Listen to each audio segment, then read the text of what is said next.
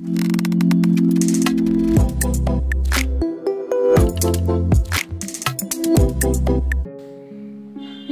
मित्रांनो, एखादी व्यक्ती तुम्हाला जाणून बुजून इग्नोर करते, तुमच्याकडे लक्ष देत नाही.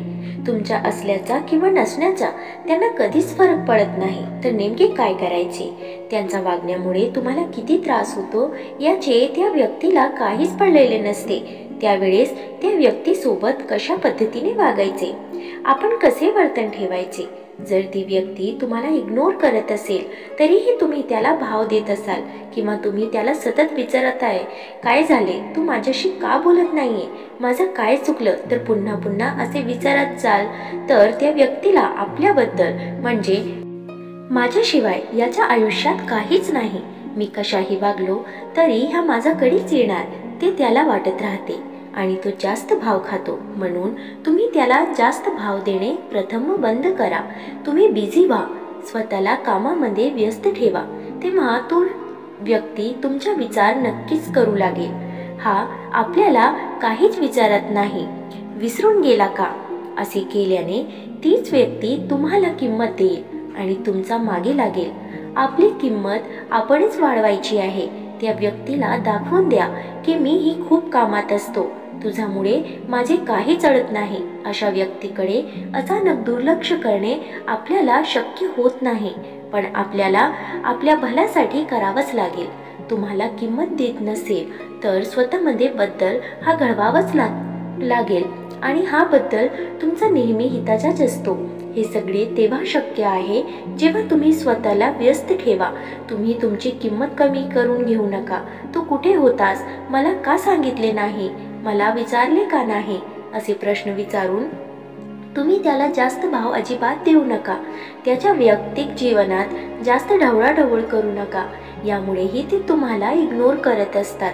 जर एखादी गोष्ट त्याला आवडत नसेल तर करू नका. तुम्ही परिस्थितीनुसार तुमचे वर्तन ठेवा.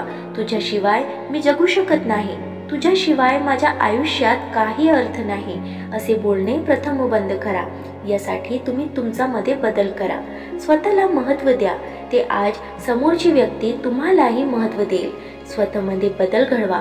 आपण कुठे चुकलो, आपण काय केले पाहिजे यावर काम करा आणि तुमच्या चुका दुरुस्त करा. तुम्ही स्वतःला डेव्हलप करा. ज्या गोष्टी केल्याने तुम्हाला आनंद मिळतो त्या गोष्टी नक्की करा आणि आनंदी राहा. स्वतःच्या आवडीनिवडी जोपासा, त्यामध्ये तुमचा वेळ घालवा. तुमच्या व्यक्तिमत्व भारदस्त बनवण्याचा प्रयत्न करा. तुम्ही दुसऱ्याचे नाही तर तुमचे दुसऱ्यांनी आचरण केले पाहिजे एवढे परफेक्ट स्वतःला बनवा. आणि महत्त्वाचे म्हणजे ॲटिट्यूडमध्ये जगायला शिका. नवीन गोष्टी आत्मसात करायला शिका.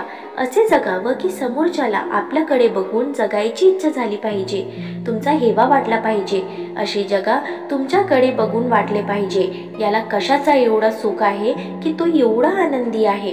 एवढे स्वतःला आनंदी आणि खुश ठेवण्याचा प्रयत्न करा. यासाठी स्वभावामध्ये बदल करणे मात्र फार महत्त्वाचे आहे. ज्यावेळेस तुम्ही तुमच्या वर्तन आणि विचारात बदल कराल त्यावेळेस समोरची व्यक्ती आपोआप बदलेल आणि तुमच्यामध्ये झालेला बदल तो व्यक्ती नक्की स्वीकारेल आणि त्याच्याकडून झालेल्या चुका तो नक्की दुरुस्त करण्याचा प्रयत्न करेल. जर त्याला गरज असेल तर तो त्यांच्याकडून तुमच्या सोबत असलेले नाते टिकवण्याचा नक्की प्रयत्न करेल. तर मित्रांनो, तुम्हाला हे विचार कसे वाटले कमेंट करून नक्की सांगा आणि व्हिडिओ आवडल्यास लाईक शेअर करायला विसरू नका आणि अशी छान छान कथासाठी चॅनलला सबस्क्राईब नक्की करा. धन्यवाद.